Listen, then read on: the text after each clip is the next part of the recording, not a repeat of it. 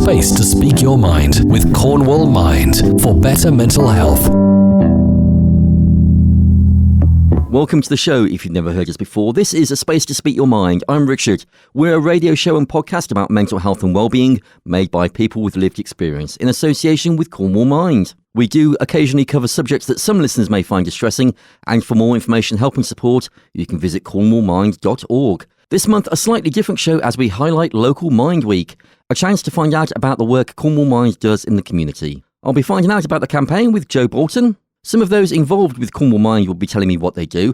Jerry Padfield, Lived Experience Coordinator at Cornwall Mind, will be speaking to Peta Temple, who is Lived Experience Lead for the Complex Emotional Difficulties team, about their involvement in the community mental health transformation. You can find out what happened at the Cornwall Mind Skydive, and you'll hear me jump out of a plane at 10,000 feet over Perranporth. Plus, I'll be catching up with the Mermaids for Mind in Newquay. All that to come on this month's A Space to Speak Your Mind. A Space to Speak Your Mind. It is Local Mind Week, and I'm joined by Joe from Cornwall Mind to explain exactly what Local Mind Week is. Good to have you back on the show, Joe. Yeah, thank you, Richard. It's really good to be here. So Mind have launched their first ever Local Mind Week, which started on Monday, 1st of August. And they've launched this campaign really to promote the Local Mind's work and helping people to understand a little bit more about how Mind work as a federation. Most people have heard of Mind, the national mental health charity, but didn't necessarily realise there were over 100 local minds across England and Wales, all part of the Mind family, but each an independently registered and funded charity. So what's actually happening for Local Mind Week? Well, the campaign really is to give all the local minds opportunity to let the communities that they work in know a little bit more about what they do, what they offer, and how they can support people, and also to encourage people in the communities to support their local mind by fundraising, volunteering, donating, whatever that is. So how does Cornwall Mind fit into Local Mind Week? Well, Cornwall Mind, we're really proud to be part of the Mind family. We get to share lots of knowledge and ideas with Mind, and they really help support our work. They provide amazing resources, training and support. They're so good. And our services support hundreds of people in Cornwall every year. The advantage being local means that we understand our own communities and we're able to develop services that local people need. So there's lots of information about Local Mind Week, and people can find out more by checking the social media channels for Cornwall Mind. Yeah, we'll be running a bit of a campaign on social media. You can follow us on Facebook and Instagram at Cornwall Mind. We're actually on LinkedIn as well now. And our website, of course, cornwallmind.org. You can sign up to our newsletter on the website too. And hopefully people will understand a little bit more about Mind and help support us and fight for better mental health in Cornwall. A space to speak your mind with Cornwall Mind for better mental health. It's A Space to Speak Your Mind, and it is Local Mind Week, and I'm joined by Paul Reeve, who's the CEO of Cornwall Mind. So Paul, just explain to me what the network of Mind is. Hi Richard, thank you. Mind is an amazing network of organisations across the country. So there's National Mind, which is the umbrella organisation for around 115 local minds. So what they call a federated network. So we're all individual charities, but we have to meet the aims and quality as set out by National Mind. And it's really good for people to know the difference between National Mind and local minds. Although we've all got the same aims and objectives, we are different organisations. Since joining Mind, I've realised that nationally it's an amazingly supportive network of information, peer support, expertise. There's some funding that comes down through it. So I've been really delighted to be part of that whole network. You've been with Cornwall Mind maybe 2 years now or just under. So what have the changes been during your time here? So I joined Cornwall Mind in September 2020 when we formed from the remaining 2 local minds. When I joined the organisation, we were a wellbeing organisation, which we still are. So we run a series of wellbeing groups, and that's still core to what we offer.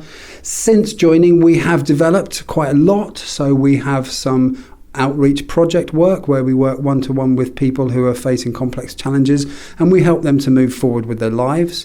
We also have an influence and participation function where we represent the views of people who have used services in order to inform commissioning and design of new services. And we have an amazing community fundraising function, and we have some brilliant people who work through that bit of the organisation, especially, as I know you're hearing from the show, people like the Mermaids. So yes, we do quite a lot of different things. We've still got a long way to go, but we can certainly offer you more than we could a couple of years ago. And we can only really grow with your support by telling everybody what we do, by raising awareness for us. If you're thinking of doing some sort of charitable activity, we would obviously be delighted to be the recipients of that. So we, as an organisation and as a group of people, we are very keen to grow Mind across Cornwall to support people in Cornwall experiencing poor mental health. And where do you see the future of Cornwall Mind? If we're looking 2 years ahead, where would you like the organisation to be? I would like us to be in more places across the county, offering more opportunities for recovery. I have a basic view that everybody can recover.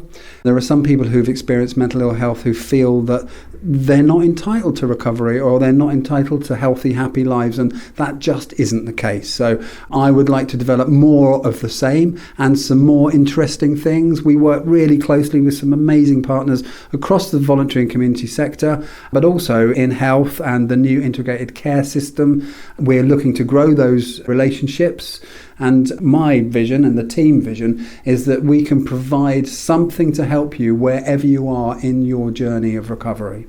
It's really great, especially this week, to shout about the work that Cornwall Mind is doing. So it's really something that people, if they want to get involved, they can do different ways to do it. But really, Cornwall Mind is there to help people and support people, so they can get that through Cornwall Mind.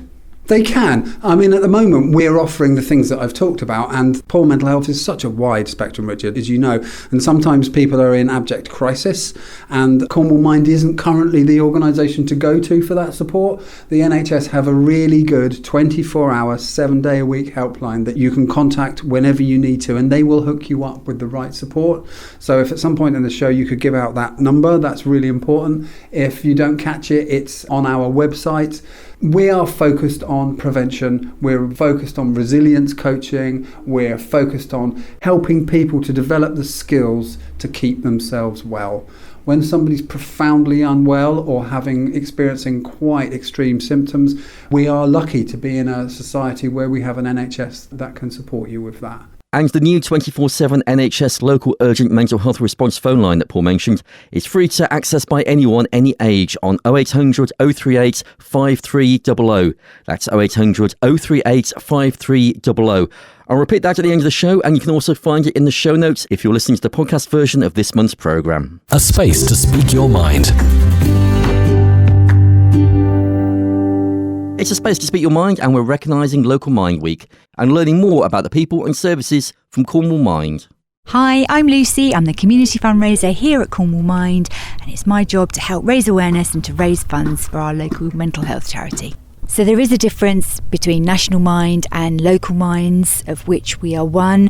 Nationally, Mind is there as kind of our parent organisation that lobbies, that researches, that campaigns, and actually provides lots of support to local minds. And locally, Cornwall Mind, like other local minds, we're here to provide local services for local people.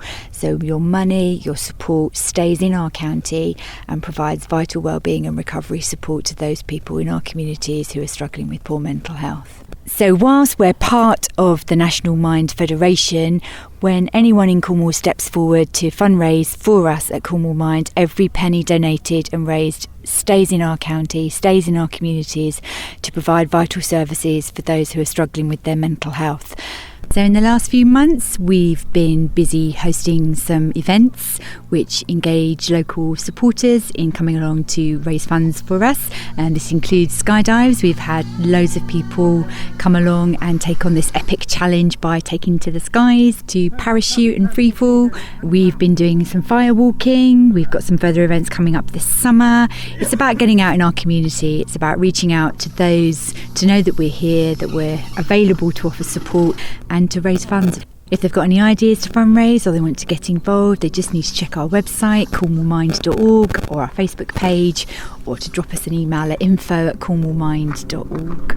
Other ways you can get involved: your organisation may want to choose us as Charity of the Year. We can work with you to come up with some great ideas to engage staff. You might want to take a collection tin for us, help us promote some of our events or social media posts. There's lots of different ways that as organisations or as individuals you can come along to support better mental health here in Cornwall.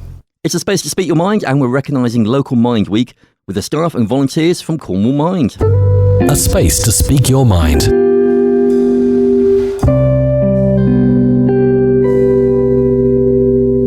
So my name is Megan, and I run a project with Community Energy Plus, who support people in fuel poverty in Cornwall. So I work on a one-to-one basis supporting people. We build a recovery action plan together with some attainable goals based on a foundation of the 5 ways to wellbeing.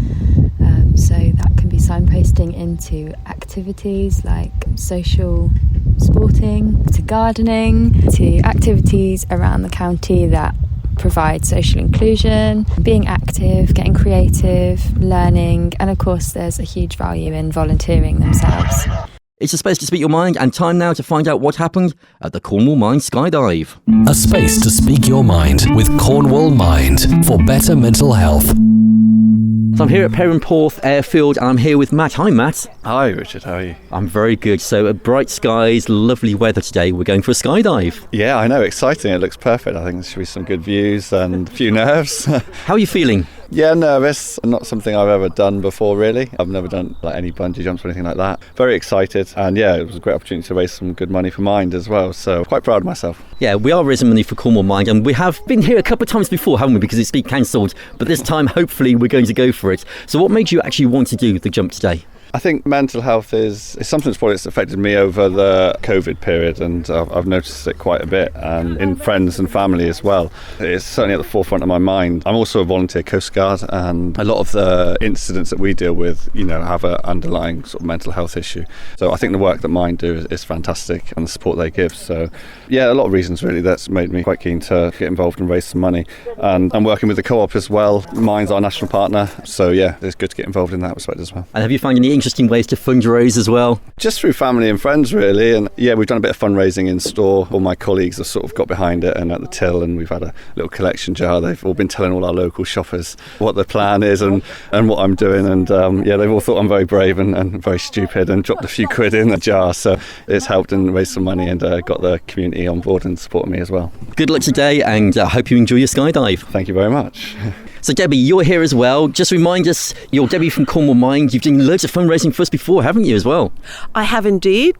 I did some fundraising for Mind. We did a bike ride from Land's End to John O'Groats and various local events and things. Completely support Cornwall Mind and all they're doing. Yeah, here to do the skydive today. 4th time lucky, and it's a beautiful day. So fingers crossed. Really nice day, isn't it? You just had your briefing as well. How was that? Yeah, it's great. I hope I remember it all. Seems fine. I think I've just got to remember 1 or 2 key things. But yeah, it's going to be really exciting, and can't wait to get up there. Sort of want to do it now. As we say, it has been postponed a couple of times, but perfect weather today, and we're all ready. So you're about to jump now, aren't you? Yep, should be quite soon. I think Matt and I are going together, and yeah, all being well. Oh, I guess it'll be over really quickly, which will be sad, but what a wonderful opportunity and what a great cause. So for all those people that we're trying to do things to help, I think this is really worthwhile and proud to be doing it. Have yourself a great time up there. Thank you. So Matt and Debbie are just off into the plane now, and I'm joined by Ben from Peaky Digital. So a great day for it. We're hoping we're going to have nice weather. How are you feeling?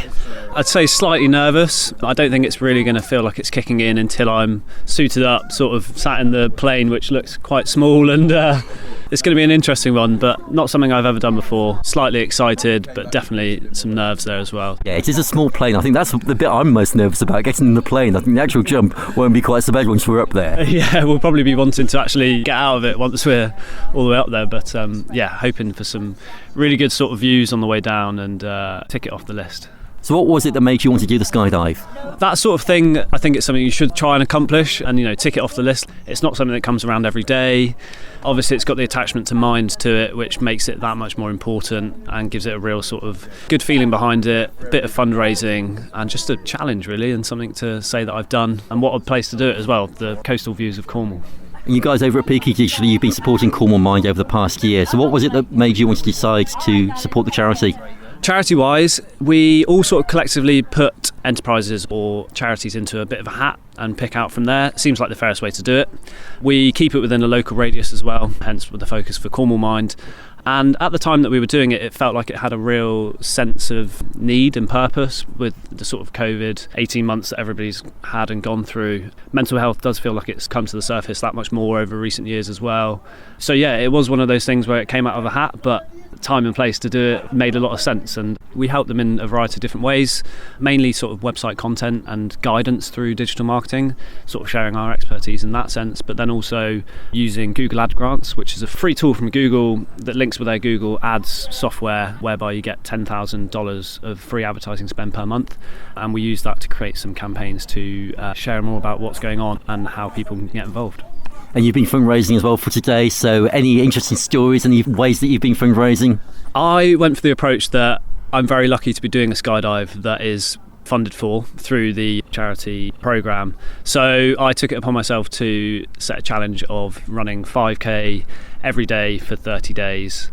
And yeah, it was an interesting one. It was definitely a lot harder than I thought it would be, and a big challenge to just get out there and do it every day. To find the motivation sometimes to actually commit to doing the 5k was a big one, but then it gave the fundraising more of a purpose.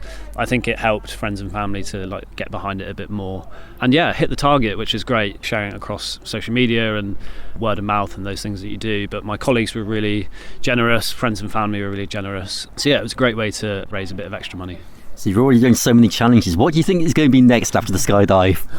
Oh, that's a good question. I'm really into surfing, which is great because I live in Cornwall, sport for choice.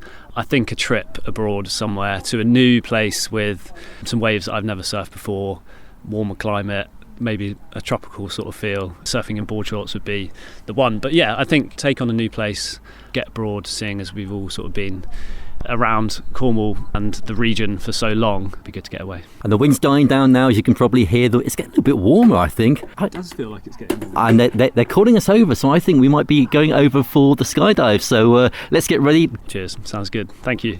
So I'm about to get into the plane right now. I'm joining Megan from Cornwall Mind, who's also going to be jumping. The next time you hear from us, I'll be at 10,000 feet above Cornwall.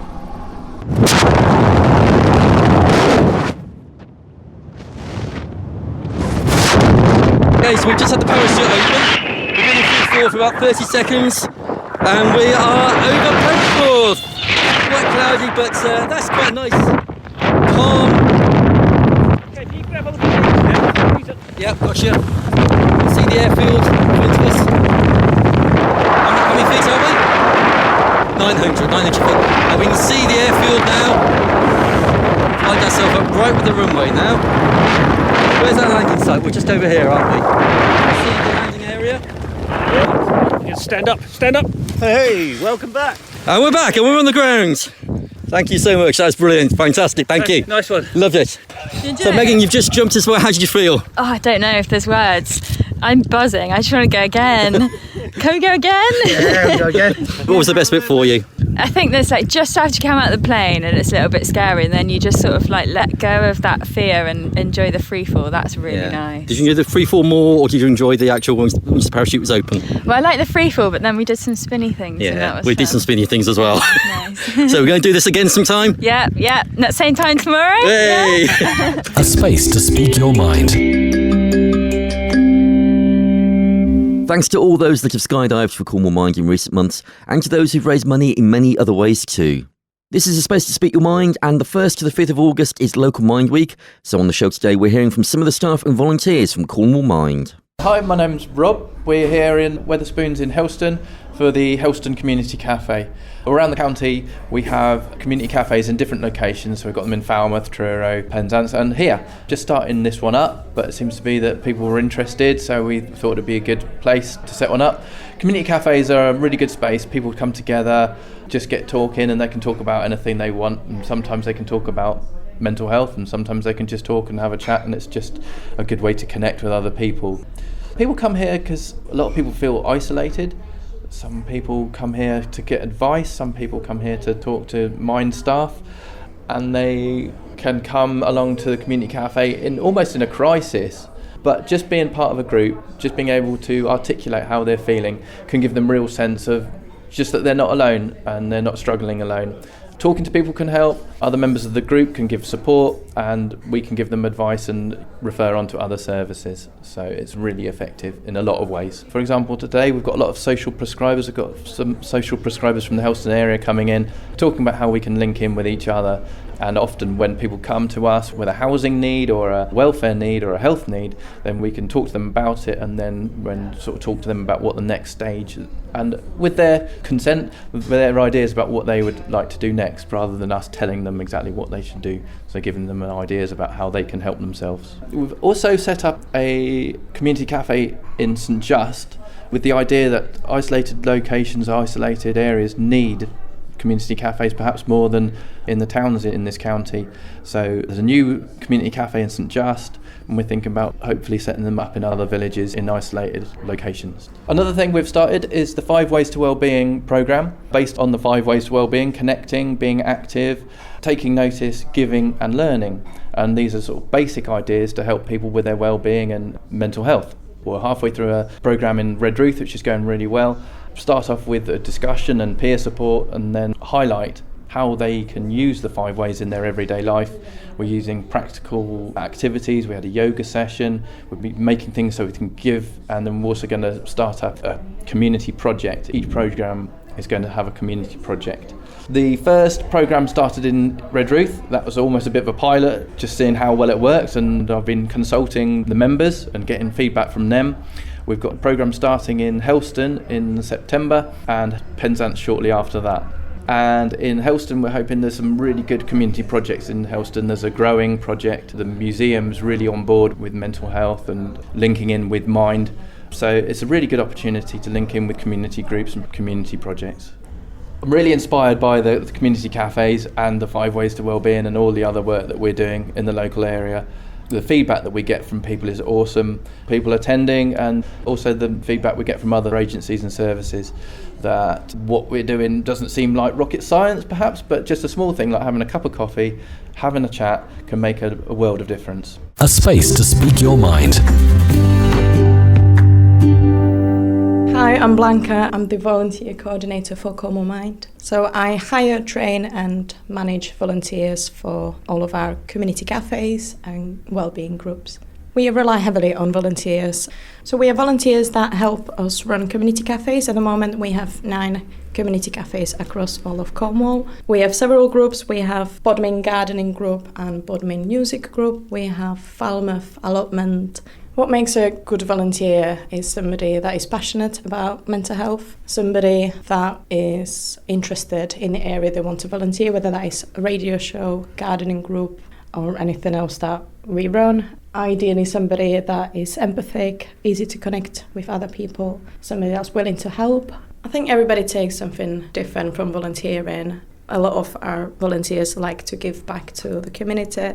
Quite a few of our volunteers are people with experience who have used several different services themselves, and they like to help other people. It's a form of socialising and re-engaging with community, and it's also fun because we can do walking and art, and our radio show is quite exciting as well, so it varies on what people do within Cornwall Mind. If you are interested in volunteering for Cornwall Mind, send me an email. That's blanca@cornwallmind.org, and I'll be more than happy to have a little chat with you, send you an application and take you from there. This is a space to speak your mind, and the 1st to the 5th of August is Local Mind Week, so we're hearing from some of the staff and volunteers from Cornwall Mind. A space to speak your mind. Hi, I'm Lisa. I'm a volunteer for Cornwall Mind. I'm really proud to say I came across Cornwall Mind a couple of years ago during lockdown, and I attended the online Zoom, yoga and the creative writing workshops. I've got to say they were life-changing, really. It was meeting people online, and I've made some good friends, really good friends since then. It got me through so much, and I wanted to give something back in whatever little way I could. So when things eased, I decided that in my time that I had free, I wanted to take part in the social cafes. So every now and again, I will go to Truro and Falmouth, and it's amazing because it's just like, even though you're giving yourself and your service, I get so much back from it as well. It's just brilliant because my health condition is quite limiting to and very random to when I can go out, when I feel well enough. And the wonderful thing about volunteering for Cornwall Mind is that I don't have to feel bad if I can't make it. I feel bad in myself because I know how much it gives me socially. It's good fun and good laughs, and just, I love it so much. And I would recommend to anyone, if they've got any time, it doesn't have to be a lot. It's not always about money. I think there's such a lot of emphasis about money and charities. Yes, it's really, really important. But the connection with people is twofold for me. So I absolutely love it. A space to speak your mind with Cornwall Mind for better mental health.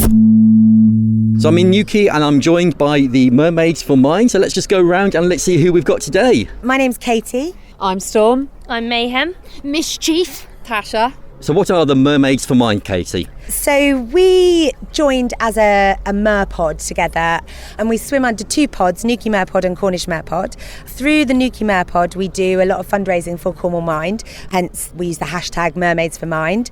We do public free wash-ups basically, so it's an opportunity for children and adults alike to come and see us swim up, normally locally to this harbour, Newquay, because it's a nice safe place for us to swim, and there's lots of space for the children to come and meet us, but all around the coast of Cornwall. And we offer this for free, and we ask that people make a donation to Cornwall Mind, which is obviously a charity that we believe is really, really important and a really vital service for everybody locally. And what was the reason for setting this up, and how long have you been going? Probably been going for just over a year. Yeah. And it started with just wanting an excuse to perform mermaiding, to wash up, and then has turned into something a lot bigger and quite spectacular, better than we expected. I think it gives young children the opportunity to see the magic, to feel involved in something, and I say it's also a great fundraising opportunity as well. So two things, and I say it's really lovely for them, the smiles we see on their faces, it's really heartwarming, and it's an experience for them like they won't get anywhere else. But I think it's important to say it's not just actually for them as well. We get as much out of it. So we do this for fun in our spare time, and actually the joy and the pleasure that we get from it, and the friendship that we've built through it as well, which has obviously been really, really beneficial for us from a mental health perspective. It's our chance to sort of escape reality and go and do something magic. And then when we get the opportunity to share that, it just intensifies it. You know, it makes everything twofold. I became a mermaid about 5 years ago. I lost my dad and was diagnosed with post-traumatic stress disorder, and through my life has had a journey with mental health. Used to be a fairy called Mischief that used to raise funds for Marie Curie and Mind, and did a project called Mums in Mind for postnatal depression, and remembered that it's okay to run away with the fairies and find that magic, because it gives a little bit of confidence and belief in yourself that it's all right to ride the storm, and it's okay to feel rubbish sometimes, but then you really, really need to remember that the magic is real no matter what anyone says. It's not just about putting tails on, it's not just about us having fun or kids having fun, it's about reminding people what's important. And after COVID and all the loss, it's something that everyone had to remember, that we're friends, we're mermaid friends as well. Mental health should not be spoken about quietly. It should be splashed about, flipped about, and mermaided everywhere. Yeah, and I find that one of the reasons that I started it was getting involved with just being outside in open water swimming, and experiencing that is so beneficial for my mental health. To find something that also gives other people that magical experience where they can just be distracted from whatever's happening in their life as well, I think is amazing. Remind us of what we're actually up to today and what you've done in previous weeks and since COVID. Today we are about to wash up in Newquay Harbour, so we're hoping we will see some two-legger friends and maybe some four-legger friends down there as well. And we do wash-ups at Falmouth, at Gilly, and we do events all over Cornwall. We like to turn up at festivals, Comic-Cons, you name it, wherever people need to be reminded that magic and better mental health is needed, we will be there. We'll be at Geek Fest on the 6th and 7th of August, and we'll be at Boardmasters as well. Yeah, excitingly, we'll be at Boardmasters, and at both of those we will be fundraising and raising awareness for Cornwall Mind as well. So if somebody wants to come and see us not in the water, then we will be land-legged for those days. And you're also on social media as well, so people can follow you and see your pictures? Yeah, they can find us on social media, The Cornish Merpod on Instagram or Newquay_Merpod on Instagram, and also both of those are on Facebook as well. And if people wanted to become a mermaid or they're interested in following you, what's the best advice you can give? Mermaiding is not that safe. Tying your legs together and jumping in the sea takes training, thought, using the right kit, and we recommend that people, if they're going to endeavour on mermaiding, that they think about it seriously, get the training, be strong swimmers, learn about the sea, learn about ocean conservation. So we have the 3 key things that you need to be safe in the sea, know about the sea, know about conservation, looking after it, and be all about the magic. If anybody is interested in becoming part of the mermaid phenomenon, then Miss Chief, our mermaid, does actually do mermaid experience days and mermaid training sessions as well, which you can find out through her Instagram as well. Fantastic. Well, enjoy your swim. Really good to meet you, ladies. And of course, you can follow the Mermaids for Mind on their social media channels. A space to speak your mind. Okay, so I'm here with Lorna, who's a volunteer for Cornwall Mind. We've just spoken to the Mermaids for Mind, and we're at Newquay Beach, just waiting for the mermaids to come out and entertain the crowds. There's a lot of people here today, aren't there? It's very busy this afternoon. It's got a lot of attention. So just tell me a bit about what your involvement is with Cornwall Mind. So at the moment I am volunteering with mainly the wellbeing groups, so going to a different wellbeing group each day and supporting the staff members with people from all different types of backgrounds doing nice different tasks. So we have allotments, we've got a Cornwall Mind garden that I volunteer with, community cafes all over Cornwall, so yeah, good variety. And what was it that made you want to get involved with Cornwall Mind? I think just the importance coming out the last few years. Cornwall's really struggled, I think, coming out of the pandemic, relying heavily on holiday trade. We're very seasonal, and I think that's put a lot of people out. There's a lot of support required, I think, through Cornwall, and I thought it was important to do something in the community. And it's great to be out on days like this as well, because we get so much from it as well, don't we? I know, it's incredible. It's so nice to be able to come out and see people out and about and hopefully see some mermaids swimming. And we're here collecting for the Mermaids for Mind, so raising money for Cornwall Mind. And there's a lot of people about, so the mermaids are just getting ready now. Are you going to go and see what they're up to? Are you going to go and see what the crowds are doing? Yeah, I'm going to go and try and get as close as I can to them and maybe have some conversations with people in the crowd, see what drew them to come and see the mermaids today. Yeah, and it's a really lovely afternoon. And I think we've already been speaking to a couple of people here who have come down especially to see them. So I think it's going to be a great spectacle. But Lorna, thank you so much for everything that you do, and we really appreciate you talking with us today. Thank you so much. Thank you. It's a space to speak your mind, and we're recognising Local Mind Week with the staff and volunteers from Cornwall Mind. Hi there. So my name is Claire and I work at Cornwall Mind, and my role has been as a peer support network coordinator. So within Cornwall Mind and other voluntary organisations, we have peer support workers who are people with lived experience who are now working in a professional peer support worker role. And most of those are then kind of linked also with the NHS. So they have honorary contracts with the NHS. So very much that kind of collaboration and integration between the voluntary sector and the NHS. So these peer support workers sit within different teams across Cornwall. So some of them are in the perinatal team, for example. Others are in kind of back to employment roles. Others are working in forensics. Others are working in sort of complex emotional difficulties. And my role has really been to get these peer support workers together once a month as a kind of little network, really because these are all new roles within Cornwall. So it's been a bit of a kind of trial over the last year or so of these roles, and getting them together, forming a kind of professional network has been really important to their growth and development. So once a month, we've been getting together, sharing kind of successes and challenges of these new roles, which are part of kind of the overall mental health transformation strategy. And the output has been a report that I've recently shared with the leadership team around what those challenges are and what those successes are and how that might be developed in the future. So that's me. A space to speak your mind.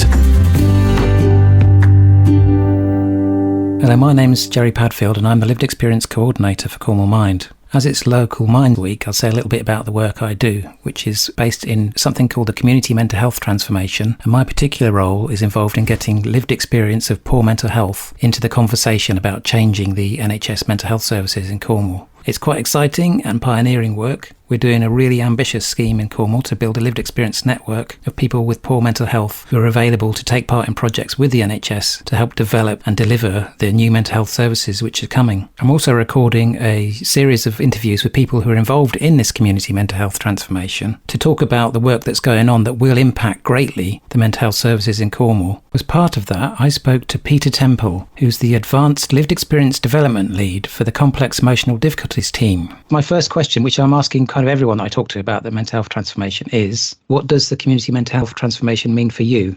For me, it means so much, is what it means to me. For me, it means a rebirth of mental health services. It means everything you can imagine transformation means, but it means getting peer support out there. It means bringing lived experience into the trust. It means meeting all those commitments that were laid out in the long-term plan back in 2019 and really breathing life into those really, really almost beautiful commitments to improving services and improving the outcomes for people within services. Particularly my area of interest is for people with complex emotional difficulties, and the changes that are going to be happening for people facing those difficulties is going to be massive. It really is going to be massive, and that is just so hopeful. Can you just explain a bit about your work, what you're doing on the complex emotional difficulties team, and actually maybe what complex emotional difficulties means? Because it might be a phrase that people haven't heard. It's kind of what we used to call personality disorder, isn't it? That's right. So way back in 2003, 2004, the National Institute for Mental Health Excellence brought out two papers.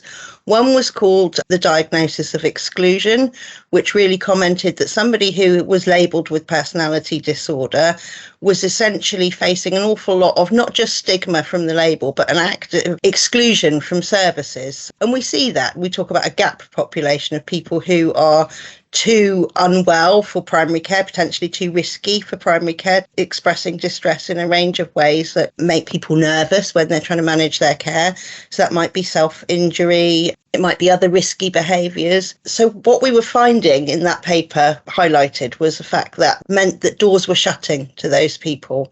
And then services themselves were saying, well, we don't hospitalise these people, that we've got evidence that says that that's not working. So there wasn't really a service for them. After we had diagnosis of exclusion, we had breaking the cycle of rejection. And essentially that was a capabilities framework which set out what we were going to do to try and help overcome that.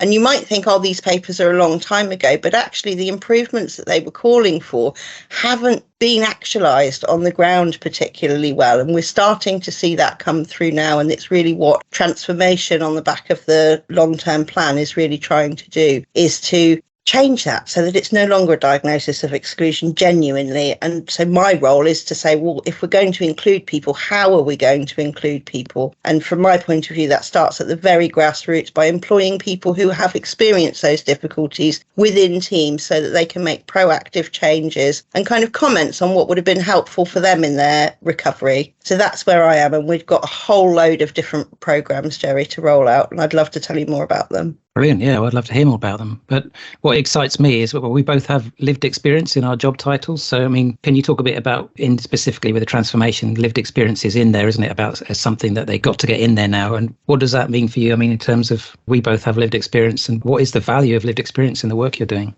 I think that it's just invaluable because I've come through the services. So I'm now working for CDIT. So part of the changes that have come through is that we recognise that telling people that their personality is disordered is unhelpful because it ignores the what's happened to you context, or it just deals with what's wrong with you rather than asking what's happened to you. So we know that people who suffer in these ways have usually, and different studies have different figures, but usually got some element of trauma in their early history. So we're coming from that place of having a difficult start, potentially. A lot of the trauma is early trauma. And then we come through services. And what we learn in that journey is really important. We can put that back into services now. So I've had experience of dialectical behavioural therapy.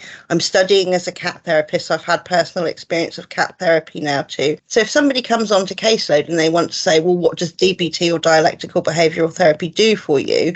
I can say, well, for me, I felt it saved my life because it helped me decrease some of those risky behaviours that I was engaging in to try and just survive, and allowed me some peace and some kind of reflective time. And during that, I went back to school, I retrained as a nurse, and now my life is very much back on track. And that's a gift that we would like to give to other people. What we know in terms of what we're going to be doing next is really ramping up the avenues to open up for peer support. So we want to be launching peer support groups across Cornwall, specifically for people who struggle in the same ways as we do, so that we can share our experience and our recovery stories and what's been helpful for us. Because what's helpful for one person won't be helpful for another person. For me, paddleboarding has been an essential part of my recovery.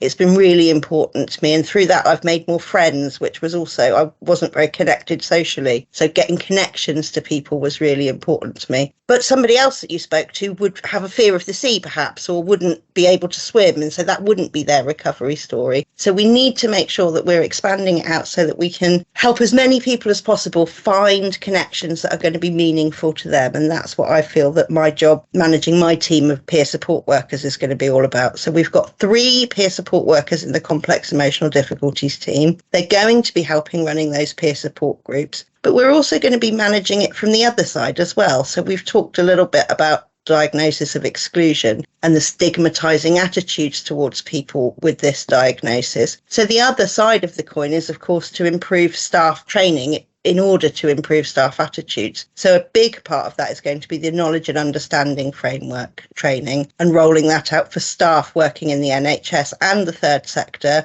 and the voluntary sector locally. So anybody working with somebody with complex emotional difficulties would be able to sign up to that training. And that training did again come out of those original documents I'm talking about, no longer a diagnosis of exclusion and breaking the cycle of rejection. That's what the government felt was going to be most important to address this issue. And here we are so many years later after 2007, and we're really getting it embedded in the trust here in Cornwall now. When I hear you speak, you sound quite positive and kind of upbeat about the work that's going on. And I know from my own experience, sometimes you do have like your doubts and stuff, especially coming from a place of lived experience. Do you think it's here to stay, is what I'm trying to say, maybe? Because there have been schemes before where they've tried to change the mental health services in a certain way. Do you think the transformation is something that they can't roll back or decide we're not doing this anymore? It's kind of lived experience is here to stay. I can really understand where scepticism might come from. As I say, we've got all of those documents and papers which would suggest a healthy dose of scepticism. And yet this is something that I personally have been campaigning for so many years. Throughout my student journey, I was making trainings for people working with complex emotional difficulties, sharing my story with people to say, look, this isn't a hopeless, because I think that's the biggest part of it, is that if it's your personality that's disordered, there may be a conception that personality is something that doesn't change over time. So this is an illness or a disorder that you might never recover from. And I think that there's been a real lack of hope when it comes to treating complex emotional difficulties in the past. And what I love about transformation is that it completely turns that mindset on its head. And absolutely, I think it's here to stay, partly because there's such a groundswell from the lived experience community, which is calling for and insisting on these changes, but partly because I am in these meetings at the top level of the trust at the moment, and the commitment and the passion that those people are showing is just wonderful to see. It feels as if we've caught up. It feels as if we're finally there. And I am really hopeful. I'm really excited that all of these things that I'd hoped for so long and have been campaigning for so long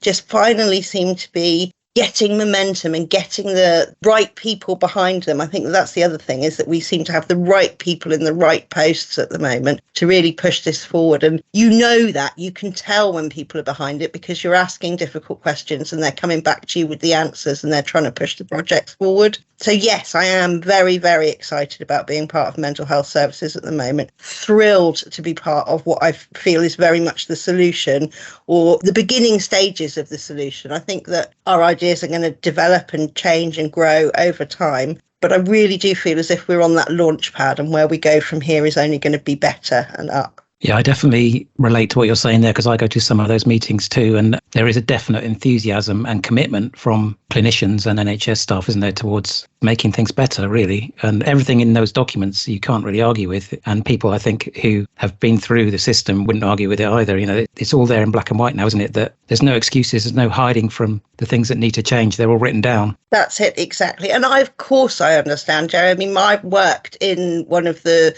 busy CMHTs during COVID. I understand the pressures that those people have been under and the traumas that have been experienced as a result of working for the last couple of years, and how tired people are and how much they've put in at great personal cost over the last couple of years to keep everything moving. And I can understand how there may be some cynicism from those people still in those roles of thinking, you know, when is this going to come online? But we're working so hard to get it online. And I just feel as if we will get to a stage where our peer support groups are running and people who have previously been feeling very alone with their caseloads, with the risk that they're managing, won't be feeling alone. They will feel that they've got more support, both from the peer support team at our end of it. But I think that the transformation is going to grow so much in terms of ability to access the specialist teams, ways into specialist teams. So the new system of being able to be referred essentially straight from your GP to the complex emotional difficulties team, or from Pentreath, or from, you know, so many different points now. It's going to be really what I view as a democratisation of the system. Well, I think that might be a good place to end it, but is there anything else you'd like to say? No, just to reiterate the same messages, that it's such an exciting time to be working in healthcare, and I'm so proud of my team of peer support workers for as hard as they're working to make some of these really quite lofty ambitions come to reality. Thanks very much for joining us today. That's Peta Temple. Thank you. Thanks, Jerry. A space to speak your mind.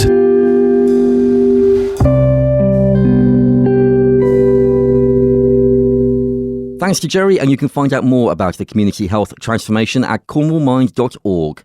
And for support and more information for better mental health, visit cornwallmind.org or call the Mind Helpline during office hours on 0300 123 3393. There's also a new 24/7 NHS local urgent mental health response phone line, which is free to access by anyone, any age, on 0800 038 5300. That's 0800 038 5300. And if you missed that, you can also check the show notes on our podcast version of this programme. And don't forget, you can call the Samaritans anytime for free on 116 123. We'd love to hear your views on the show and anything you want us to cover. Just email aspacetospeakyourmind@gmail.com, and you can follow us on Twitter @aspacetospeak, or like us on our Facebook page. I'm Richard, and I hope you'll join me next month on A Space to Speak Your Mind. A space to speak your mind with Cornwall Mind for better mental health.